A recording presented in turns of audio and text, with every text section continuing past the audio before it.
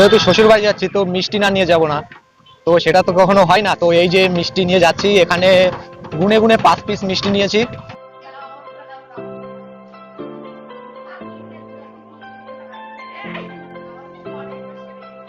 Hey guys, welcome back to my YouTube channel. তো guys, আজ অনেকদিন পর শ্বশুর বাড়ি যাচ্ছি, তো জানি না শ্বশুর বাড়ির রিয়াকশনটা কেমন হবে। তো আমার শ্বশুর বাড়ির রিয়াকশনটা দেখার জন্য ভিডিওটা একটু স্কিপ না করে সম্পূর্ণ দেখার অনুরোধ রইল। আর আমাদের এই ভিডিওটা যদি প্রথমবার দেখে থাকো তাহলে অবশ্যই একটা লাইক করে দাও। চ্যানেলে নতুন হয়ে থাকলে চ্যানেলটিকে সাবস্ক্রাইব করে পাশে বেল আইকনটি বাজিয়ে দিয়ে আমাদের পাশেই থাকো। Guys, আজ আমাকে নিতে এসেছে আমার শালি আর দিদা, আর আমার সাথে আমার ম্যাডাম আছে আর আমার ছেলেও আছে। তো এই যে আমার দিদা। তো গাইজ, আমার সাথে দিদাকে কেমন মানাচ্ছে সেটা অবশ্যই কমেন্ট করে জানিয়ে দিও। আর এখন টোটোর ভিতরে রয়েছি, তো একটু ক্যামেরাটা নড়তে পারে। আর গাইজ, এই যে আমার ম্যাডাম রয়েছে আমার সামনেই বসে রয়েছে, আর এইদিকে আমার শালি রয়েছে মাথা নিচু করে, কিন্তু খুবই লজ্জা পাচ্ছে, মাথাটা তুলছে না।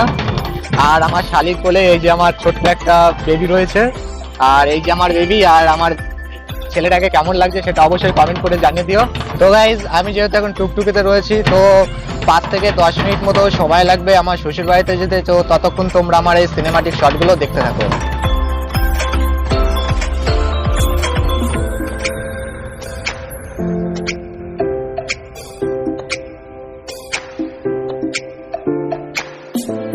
তো গাইজ, ফাইনালি মিষ্টির দোকানে চলে আসলাম, কিন্তু বুঝতে পারছি না যে কোন মিষ্টিগুলো নেব।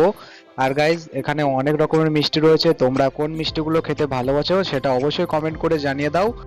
তো গাইজ, যেহেতু শ্বশুর বাড়ি যাচ্ছি তো মিষ্টি না নিয়ে যাব না, তো সেটা তো কখনো হয় না। তো এই যে মিষ্টি নিয়ে যাচ্ছি, এখানে গুনে গুনে 5 পিস মিষ্টি নিয়েছি।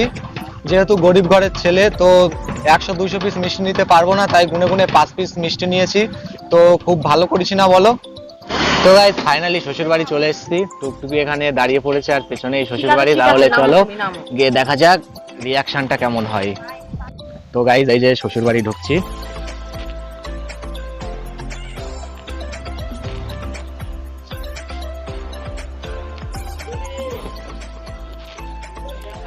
তো গাইস, এই যে মাসি বসে রয়েছে এখানে, এটা আমার মাসি শাশুড়ি।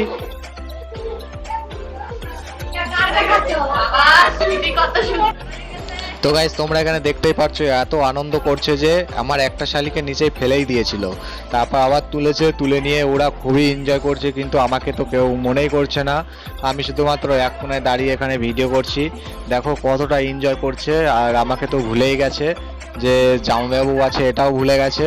সবসময় দিদিকে নিয়ে এখানে সব পড়ে রয়েছে। তো যাই হোক বন্ধুরা, তো এর জন্যই সবাই বলে শ্বশুরবাড়ি জিন্দাবাদ। তো আমি বলছি শ্বশুরবাড়ি মুর্গাবাদ, মানছি না, মানবো না।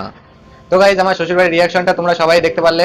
বেশ তেমন একটা রিয়াকশন নেই, যতটা ভেবেছিলাম ততটাও রিয়াকশন হলো না। তো যাই হোক গাইজ, তো আমাদের এই ভিডিওটা একটা লাইক করে দাও। চ্যানেলটা নতুন হয়ে থাকলে চ্যানেলটি সাবস্ক্রাইব করে আমাদের পাশেই থাকো।